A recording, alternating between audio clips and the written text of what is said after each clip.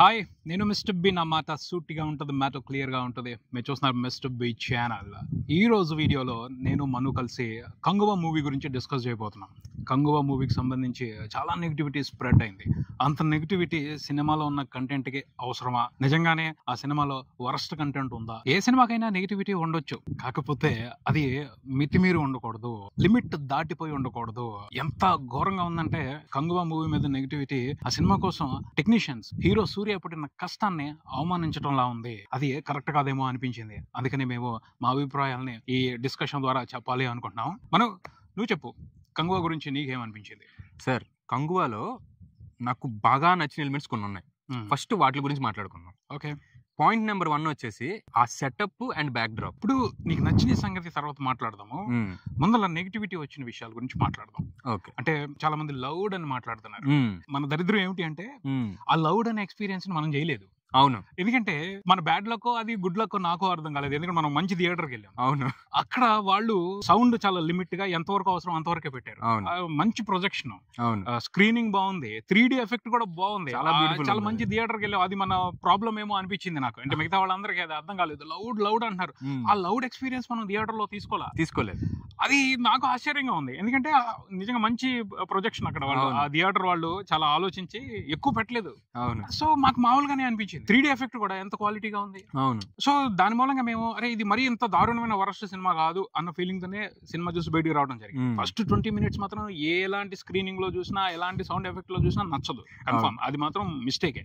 కానీ ఆ తర్వాత మంచి ప్రొజెక్షన్ ఉన్న థియేటర్ లో చూస్తే బాగుంది అనిపించింది. ఇంత వరస్ట్ గా దాని మీద నెగిటివిటీ తీసుకొచ్చేసి బాగాలేదు అని చెప్పేసి మాట్లాడాల్సినంత అవసరం లేదేమో అని అనిపించింది నాకైతే. లౌడ్ అని మాట్లాడుతున్నారు. ఈ లౌడ్ అనే దాని గురించి మనం మాట్లాడాలి. నీకేంటి అసలు ఒపీనియన్ చెప్తాను సార్? లౌడ్ అని వచ్చేసరికి second half pre climax to climax నాకు కొంచెం లౌడ్ అనిపించింది. లౌడ్ ఇన్ ద సెన్స్ అక్కడ ఏంటంటే not in the sense of గోలా అని కాదు. అక్కడ ఏమనిపించింది అంటే నాకు ఫస్ట్ థింగ్, అక్కడ అబ్బాయి అరవడం వినబడాలి మనకి, ఎందుకంటే వాడు అక్కడ షార్క్స్ తోని ఇబ్బంది పడుతున్నాడు. తర్వాత ఇక్కడ ఫైట్ సీక్వెన్సెస్ మనకి ఆ సౌండ్ ఎఫెక్ట్స్ వినబడాలి. తర్వాత బ్యాక్గ్రౌండ్ మ్యూజిక్ దద్దరిల్లాలి, సూర్యాని కొడతా ఉంటే ఆ అరుపులు వినబడాలి. ఇవన్నీ మిక్సింగ్ లో కలిసి ప్రీ క్లైమాక్స్ టు క్లైమాక్స్ కొంచెం అనిపించింది. కానీ అక్కడ నేనేమనుకున్నానంటే అది నేను లౌడ్ గా ఫీల్ అవ్వలేదు. లేదు మనం ఫీల్ అవ్వకపోవటం కదా, అన్ని ట్రాక్స్ పెట్టుకున్నప్పుడు ఖచ్చితంగా క్లమ్జీ అవుతుంది. అవును, అది ఆయన విషయం అంతే. శివ ఎప్పుడు కూడా ఇలాంటివి పెట్టుకుంటాడు, అంటే ఎక్కువ ఎంటర్టైన్ చేయాలి ఆడియన్స్ ని అని చెప్పేసి టూ మెనీ ట్రాక్స్ పెట్టుకుంటాడు. అవి ఖచ్చితంగా అంత అవుతాయి. సో అలా కాకుండా సింపుల్ ట్రాక్స్ పెట్టుకుని జస్ట్ కొద్దిగా అంత హడావుడి లేకుండా జస్ట్ ప్లెయిన్ గా ఒక 2 ట్రాకులతో అలా రన్ చేసి ఉన్నట్టయితే అంత ఉండేది కదా. ఆ తర్వాత శివ దగ్గర ఇంకొక మైనస్ ఉంది. బ్యాక్గ్రౌండ్ స్కోర్ మామూలుగా కొడితే ఎక్కదు బాబుకి, అసలు బీభత్సం చేసేయాలి. పెద్దన్న మూవీలో కూడా చూసాం రజనీకాంత్ గారిది. అసలు దాంట్లో కూడా అంతే, మామూలుగా కర్ణ బేర్లు పగిలిపోతాయి. అది అతని ఇంటెన్షన్. సో అది ఉంటది ఆ లౌడ్నెస్ అనేది. అంటే అతను ఆ బ్యాక్గ్రౌండ్ స్కోర్ తో బీభత్సం చేసేయాలి, థియేటర్ అంతా షేక్ చేసేయాలి అనేసి అతను ఫీల్ అవుతాడు. అది అతని టేస్ట్. కాబట్టి ఒక్కొక్కసారి అది కంటెంట్ కరెక్ట్ గా సెట్ అవునప్పుడు లేదా క్లమ్జీనెస్ వచ్చినప్పుడు ఆటోమేటిక్ గా జనాలందరూ కూడా దాంట్లో ఉన్న నెగిటివిటీకి బలైపోతుంటారు. సో అలా ఆ బ్యాక్గ్రౌండ్ స్కోర్ కి సంబంధించి అందరూ కొంచెం బ్యాడ్ ఇంపాక్ట్ తీసుకునే ఉంటారని చెప్పాలి. అవును. దాని తర్వాత ఇంకొక లౌడ్ అన్నది ఏంటంటే సార్, సినిమా అంతా అరుస్తున్నారు అన్నారు కానీ నాకు అది యాక్చువల్లీ అరవడం అనిపించలేదు. ఎందుకు అంటే తను పెట్టుకున్న సెటప్ 1070వ సంవత్సరంలో. సినిమాలో మనకి ఎక్కడ కూడా వాళ్ళ నాగరికతకి దగ్గరగా ఉన్నట్టు ఎక్కడ కూడా మనకు అంత డీటెయిల్ గా చూపించలేదు. వాళ్ళు కరెక్ట్ గా చెప్పాలి అంటే పొలాలు పండిస్తున్నట్టు కూడా వాళ్ళు ఎక్కడ చూపించలేదు. స్టార్టింగ్ లో ఫస్ట్ ఆఫ్ మన కంగువ క్యారెక్టర్ ఇంట్రడక్షన్ ముందే మనం చూసుకుంటే వాళ్ళందరూ కూర్చొని మాట్లాడుకొని తింటున్నప్పుడు కూడా మనం అక్కడ చూస్తే రా మీట్ టైప్ తింటున్నట్టు ఒక టైప్ ఆఫ్ ఇంకా early humans to human phase కి మధ్యలో ఉన్న ఫేజ్ లానే చూపించారు. ఆ ఫేజ్ లో ఉన్న మనుషులు పద్ధతిగా ఒక ప్రొఫెషనల్ గా అట్లా ఎలా మాట్లాడతారో నాకు అనిపించింది. అది అరవడం అదంతే, అప్పటి కాలంలో అలాగే ఉండేవాళ్ళేమో. ఎందుకంటే దాని గురించి మనకు అంత డీటెయిల్ రెఫరెన్స్ లేదు కాబట్టి శివ గారు అక్కడ ఆ ఫేజ్ తీసుకున్నారేమో అని నాకు అనిపించింది. అది చాలా వరకు నాకైతే లౌడ్ అనిపించలే. అంతే, ఆ కాలంలో ఉన్న మనుషులు అలాగే ఉండే ఉంటారు, అలాగే మాట్లాడుకుని ఉంటారు అని అనిపించింది నాకు. అది కూడా ఎక్కడ నాకు లౌడ్ అనిపించింది, ఫీలింగ్ రాలేదు. అదే అంటే అర్థం చేసుకుంటే ఇబ్బంది ఉండదు. కానీ ఇక్కడ ఏంటంటే మన సెన్సిబిలిటీకి చాలా దూరం ఉంది. ఇక్కడ ఉన్న ఆడియన్స్ సెన్సిబిలిటీస్ కి అవన్నీ చాలా దూరంగా ఉన్నాయి. ఒకప్పుడు మనం అనాగరికంగా అంత ఉండేవాళ్ళమేమో మనకి తెలియదు, పూర్వీకులు అలా ఉన్నారేమో తెలియదు. కానీ ఇలాంటి వెర్షన్ అసలు ఇండియాలో ఎలా ఉండేవాళ్ళు, అనాగరికులుగా ఉన్నప్పుడు ఇండియాలో ఎలా ఉన్నారు అనే దానికి సంబంధించి మనకి సరైన రెఫరెన్స్ లేవు. మన సినిమాల్లో కూడా అలాంటివి తక్కువ చూపిస్తారు. శివ గారు కూడా గెటప్స్ ప్లస్ ఆ బ్యాక్ డ్రాప్, అక్కడ ఉన్న పరిస్థితులు, ఒక్కొక్క తెగని ఒక్కో రకంగా చూపెట్టాడు. ఇవన్నీ కూడా హాలీవుడ్ సినిమాల నుంచి ఇన్స్పైర్ అయ్యి తెచ్చుకున్నాడు. వైకింగ్స్ అని, ఈ మ్యాడ్ మ్యాక్స్ సిరీస్ లో ఉన్నవి, సో ఆ బ్యాక్ డ్రాప్ లన్నీ తీసుకొచ్చి ఆయన హాలీవుడ్ రిఫరెన్స్ అన్నింటినీ చూపెట్టాడు. అదే హాలీవుడ్ సినిమాల్ని ఇండియాలో కూడా చూస్తారు, కానీ లిమిటెడ్ ఆడియన్స్ ఉంటారు. ఇక్కడున్న ఆడియన్స్ సెన్సిబిలిటీస్ వేరు, ఇక్కడున్న ఆడియన్స్ ఇంట్రెస్ట్ వేరు. ఈ టైప్ ఆఫ్ అంటే పాత కాలంలో ఎప్పుడో పూర్వకాలంలో ఉన్న తెగలు, అనాగరికంగా ఉన్న మనుషుల్ని మన వాళ్ళు తొందరగా యాక్సెప్ట్ చేయలేరేమో. సో దాన్ని కనెక్ట్ అవ్వలేకపోతున్నారు చాలా మంది. ఫ్యామిలీ ఆడియన్స్ నుంచి కూడా ఈ సినిమాకి ఖచ్చితమైన నెగిటివ్ ఫీడ్బ్యాక్ ఉంది. కారణం ఏంటంటే వాళ్ళు ఆ మనుషుల్ని ఓన్ చేసుకోలేకపోతున్నారు, ఆ పరిస్థితులను ఓన్ చేసుకోలేకపోతున్నారు, అక్కడ ఉన్న సంస్కృతి సాంప్రదాయాలని ఓన్ చేసుకోలేకపోతున్నారు. అది కంప్లీట్ గా మన కల్చర్ కాదు. ఫారెన్ లో ఆ కొత్తదనం అని చూస్తారేమో. ఫారెన్ లో కూడా ఆ సినిమాలు ఏమి పెద్ద పెద్ద బ్లాక్ బాస్టర్స్ ఏమీ కాదు. ఒక ఇంగ్లీష్ మూవీ ఒక చోట రిలీజ్ అవుతుంది, ప్రపంచవ్యాప్తంగా రిలీజ్ అవుతుంది. సో ఆ దేశంలో కొంతమంది, ఈ దేశంలో కొంతమంది, ఇలా లిమిటెడ్ ఆడియన్స్ ప్రపంచం మొత్తం చూసినా సరే అవి పెద్ద హిట్లు అయిపోతారు. వాటిని చూసేసి ఆ సక్సెస్ ని మనం ఇన్స్పిరేషన్ గా తీసుకుని మన ఇండియన్ ఆడియన్స్ కూడా ప్రతి ఒక్కళ్ళు దానికి కనెక్ట్ అయిపోతారు అని ఆ బ్యాక్ డ్రాప్ ని తీసుకొచ్చి ఇక్కడ పెట్టడం అనేది ఒక మిస్టేక్ అనే చెప్పొచ్చు ఈ సినిమాకి సంబంధించి. అంటే అర్థం చేసుకునే వాళ్ళు అర్థం చేసుకుంటారు, ఎందుకంటే డిఫరెంట్ వెరైటీస్ ఆఫ్ సినిమాలు చూసేవాళ్ళు, కొత్త బ్యాక్ డ్రాప్ లను ఇష్టపడేవాళ్ళు, వాళ్ళు ఈ సినిమాతో కనెక్ట్ అవుతారు. కానీ రెగ్యులర్ సినిమాలను చూసేవాళ్ళు, ఇక్కడ ఉన్న సంస్కృతి సాంప్రదాయాలకు తగ్గట్టు సెన్సిబిలిటీస్ ఉన్న వాళ్ళు వాటితో కనెక్ట్ అవడం కష్టం. అది జరిగిన మిస్టేక్ అక్కడ. యాక్చువల్లీ నేను ఆ సెన్సిబిలిటీస్ తీసుకురావడం నేను మిస్టేక్ అను సార్. మేబీ మూవీ టీము దాన్ని రిజిస్టర్ చేయడంలో ఎక్కడో బ్యాక్ అయ్యారేమో అని నాకు అనిపించింది. ఎందుకంటే ఏదైనా మూవీ మనం రిలీజ్ చేసేటప్పుడు ఇది ఈ సెగ్మెంట్ కి సంబంధించింది, ఇట్లా ఉండబోతుంది అనేది ఇంకొంచెం ఎక్కువగా ఎస్టాబ్లిష్ చేసి ఉండొచ్చు. ట్రైలర్ లో వాటిలో చూపించిన ఈ లౌడ్నెస్ కి సంబంధించి ఎక్కడ కూడా ట్రైలర్ లో గానీ టీజర్ లో గానీ మనకి ఎక్కడ కూడా అది రివీల్ చేయలేదు. వాళ్ళ యొక్క ఇది ఎలా ఉంటది, ఇది అనేది ఎస్టాబ్లిష్ చేయకపోవడం వల్ల మేబీ ఆడియన్స్ దానికి ఇంకా రెడీగా లేరు. వాళ్ళు ఇట్లా ఉండబోతది అనేది వాళ్ళు ఎక్స్పెక్ట్ చేయలేదు. They expected something different and went అక్కడ ఇంకోటి ఏదో చూపించాడు. అది సెటప్ అవ్వలేదు అక్కడ. ఖచ్చితంగా అది మన రివ్యూలో కూడా మాట్లాడుకున్నాం. రేసి స్క్రీన్ ప్లే పెట్టాడు, అవసరమైన ఎమోషనల్ డీటెయిల్స్ సరిగ్గా రిజిస్టర్ చేయకుండా యాక్షన్ ఎపిసోడ్స్ మీద ఎక్కువ ఫోకస్ చేశాడు. తను నా సినిమా చూడటానికి వచ్చే ఆడియన్స్ ఫైట్ల కోసం వస్తారు, సో ఫైట్లు ఇచ్చి పడేయాలి అని ఒక ఎపిసోడ్ తర్వాత ఒకటి, ఒక ఎపిసోడ్ తర్వాత ఒకటి, మొత్తం ఫైట్స్ మీద ఫోకస్ చేశాడు. సరిపోలేదు అది. అంటే ఇక్కడ ఏంటంటే మిస్ క్యాలిక్యులేషన్. కరెక్ట్ గా ఈ స్క్రీన్ ప్లే కి సంబంధించి తను ఆడియన్స్ ఇంట్రెస్ట్ ని ఇంకో రకంగా తను మాస్ డైరెక్టర్, తన సినిమాల్ని ఎస్టిమేషన్ తో వస్తారు ఆడియన్స్, ఇలాంటివి ఉండాలి అని. సో తను నేను ఒక కొత్త బ్యాక్ డ్రాప్ చూస్తాను, దాన్ని కొత్తగా చెప్పాలి, కొంచెం వేరే రిఫరెన్స్ అంటే మంచి సినిమాల రిఫరెన్స్ తీసుకుని దాని ప్రకారం చేద్దామని అనుకోలేదు. తన స్టైల్లో యాక్షన్ ఎపిసోడ్స్ దున్ని పారేయాలనుకున్నాను. అంతే, అది మిస్టేక్ అయిపోయింది. అతను క్యాలిక్యులేషన్స్ రాంగ్ అవుతాయి చాలా మంది డైరెక్టర్స్ కి స్క్రీన్ ప్లే ప్రిపేర్ చేసుకునేటప్పుడు రకరకాల ఆలోచన విధానం మూలంగా. కానీ సూర్య, శివ చాలా కష్టపడ్డారు ఈ సినిమా కోసం. ఆ యాక్షన్ ఎపిసోడ్స్ చూస్తుంటే అనిపిస్తుంది అది నార్మల్ గా రావు, అది ఊరికి ఏదో సాదా సీదాగా ఇట్లా అనుకుని వెళ్ళి అట్లా కొట్టేసుకుంటే అయిపోయే ఎపిసోడ్స్ కాదు. ప్రతి ఎపిసోడ్ లోనూ బోల్డ్ అంత ఎఫర్ట్ వెళ్ళింది. శివ ఎంతో ఆలోచించి ఎంతో కష్టపడి ఆ సెటప్ చేశాడు, ఆ ఫైట్లు డిజైన్ చేశాడు. సూర్య కూడా ఒళ్ళంతా హోనం చేసుకుని ఉంటాడు ఆ ఫైట్లన్నీ చేయడానికి. సో నేనేమంటానంటే ఆ కష్టాన్ని గుర్తించాలి. ఇప్పుడు వాళ్ళు క్యాలిక్యులేషన్ మిస్ అయ్యి కావాల్సిన ఎక్స్పీరియన్స్ రాకపోయినా వాళ్ళని అవమానించకూడదు, ఆ కష్టానికి కొంచెం రెస్పెక్ట్ ఇవ్వాలి కదా. మరి దారుణంగా ట్రోల్స్ చేస్తున్నారు, ఘోరంగా మాట్లాడుతున్నారు. తప్పు. నువ్వు ఎంత బ్యాడ్ ఫిలిం లోనైనా సరే కొన్ని ఎలిమెంట్స్ ఉంటాయి, వాటిని చూస్తే అర్థం అవ్వాలి. అరే వీళ్ళు కష్టపడ్డారు కదా, పాపం కదా.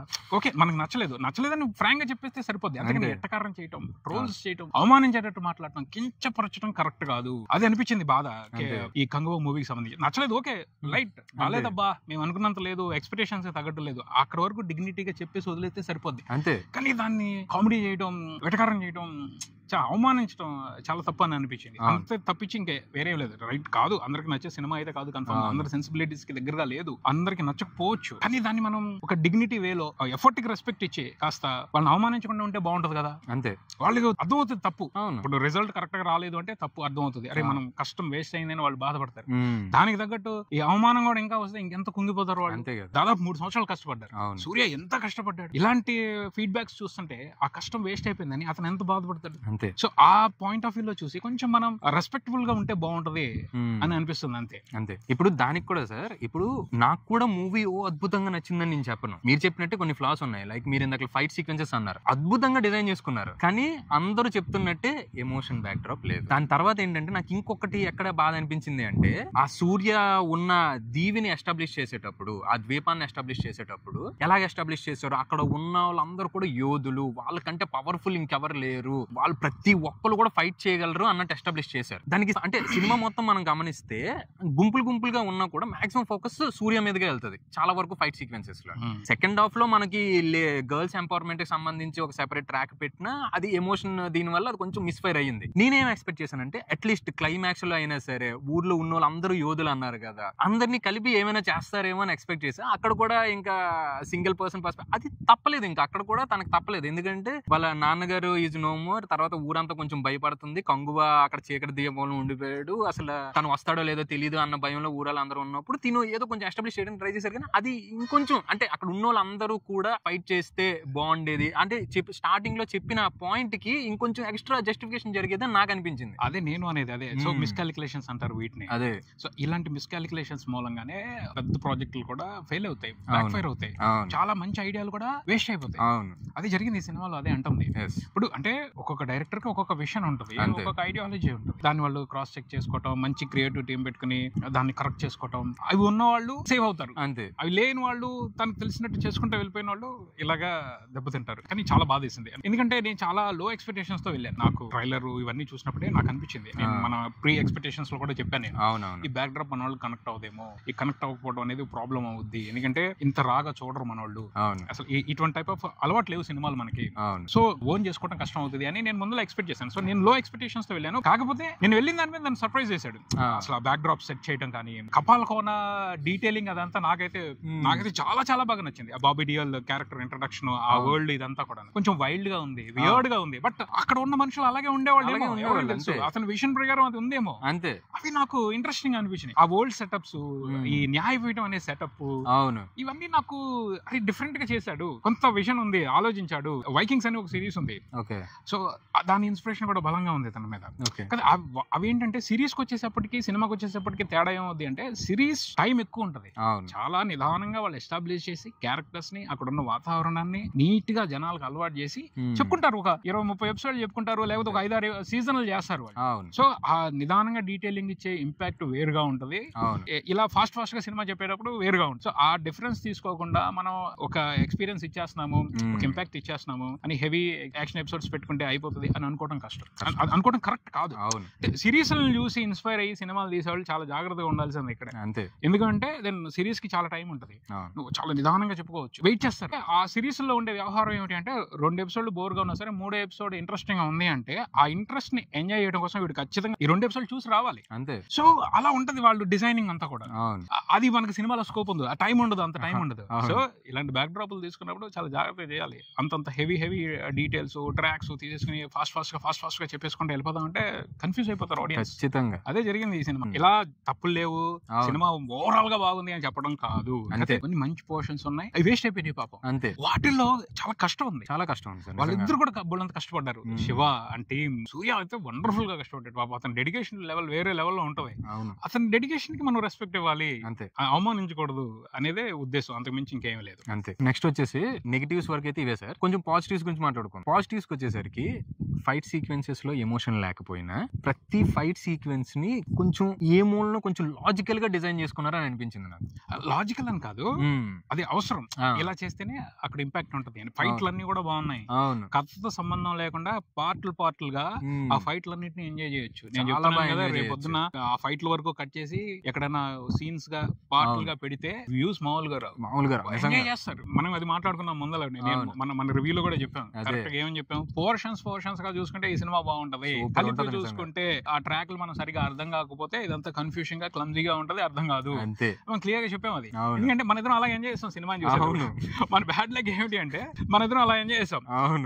ఎందుకు ఆ స్క్రీన్ అంత బాగుంది, వాడు అంత మంచి స్క్రీన్ లేస్తాడని నేను అనుకోలేదు. నేను 3Dకి వెళ్తానంటేనే భయం వేసింది, వాడు బాబోయ్ మన 3Dలు బాగోవు, దొరికిపోయావు అనుకున్నాను. బట్ వాడు నిజంగా చాలా బాగుంది. మనం వెళ్ళిన స్క్రీన్ లో ఆ ప్రొజెక్షన్ క్వాలిటీ చాలా బాగుంది. అది మనల్ని మోసం చేసింది కంప్లీట్ గా చెప్తాను. మిగతా వాళ్ళ టాక్ తోనో, మిగతా వాళ్ళ రెస్పాన్స్ తోనో మనం భిన్నంగా ఉంది. అవును, ఎందుకంటే సో మనం ఎంజాయ్ చేసింది అలా ఉంది. కొన్నిసార్లు ఇలాంటివి జరుగుతూ ఉంటాయి, కొన్నిసార్లు దాన్ని మనం. నేను కూడా మీలాగే, మీరైతే కొంచెం ఎక్స్పెక్టేషన్ లో పెట్టుకున్నాను. నేనైతే లిటరల్ చాలా భయపడ్డా, సినిమా స్టార్ట్ అయిన తర్వాత కూడా చాలా భయపడ్డా. ఎందుకంటే శివ గారిది విశ్వాసం మూవీ చూసి చాలా ఎక్సైట్ అయ్యాను. దాని తర్వాత పెద్దన్న చూసి ఇంకా ఒకసారి ఎలాగైపోయిందంటే, మౌంట్ ఎవరెస్ట్ ఎక్కి నుండి ఒకసారి అక్కడ తోసినట్టు అయిపోయింది అనమాట నా పరిస్థితి. దాని దెబ్బతోని ఇంకా అతని సినిమా వస్తుందన్న, బ్యాక్ డ్రాప్ బాగుందన్న, ఏదైనా ట్రైలర్ ట్రైలర్లన్నీ ఎగ్జైట్ చేస్తున్నా కూడా ఒక మూల ఈ నెగిటివ్ ఇంపాక్ట్ అనేది తగులుతానే వచ్చింది. ఇప్పుడు నేనేంటంటే జీరో ఎక్స్పెక్టేషన్స్ కాదు, నెగిటివ్ ఎక్స్పెక్టేషన్ తేవడం మీకంటే ఇంకొంచెం ఎక్కువ ఎంజాయ్ చేశాను నేను సినిమాని. ఆబ్వియస్ గా ఇది కూడా ఎంజాయ్ చేశాను నేను సినిమాని. సినిమా మీద హై ఎక్స్పెక్టేషన్స్ పెట్టుకుని వెళ్తే డిసప్పాయింట్ అవుతారు. ఏం ఎక్స్పెక్టేషన్స్ లేకపోతే అరే మనం అసలు ఇది కూడా ఉండం కదా, అవును ఈ పోర్షన్స్ కూడా బాగోవు అని అనుకుని వెళ్తాం కాబట్టి కొన్ని నచ్చినా సరే నచ్చుద్ది చాలా. అందుకనే ఒక్కొక్కళ్ళు సినిమాని చూసే పాయింట్ ఆఫ్ వ్యూలో కానీ వాళ్ళ ప్రాస్పెక్టివ్ లో కానీ తేడా ఉన్నప్పుడు రిజల్ట్స్ మారుతూ ఉంటాయి. అందుకనే కొంతమందికి ఎంత బ్యాడ్ సినిమా అయినా ఒక్కొక్కసారి నచ్చుద్ది. ఎందుకు నచ్చుద్ది అంటే వాళ్ళు అప్పుడున్న మూడ్, వాళ్ళు చూసిన విధానం, రకరకాల కారణాలు అంతే. అలాగే కాకపోతే కంగువా మూవీకి బ్యాడ్ లక్ ఏంటి అంటే మెజారిటీ ఆఫ్ ఆడియన్స్ సినిమాని రిజెక్ట్ చేస్తున్నారు, సినిమాలో ఉన్న కంటెంట్ ఓన్ చేసుకోలేకపోతున్నారు.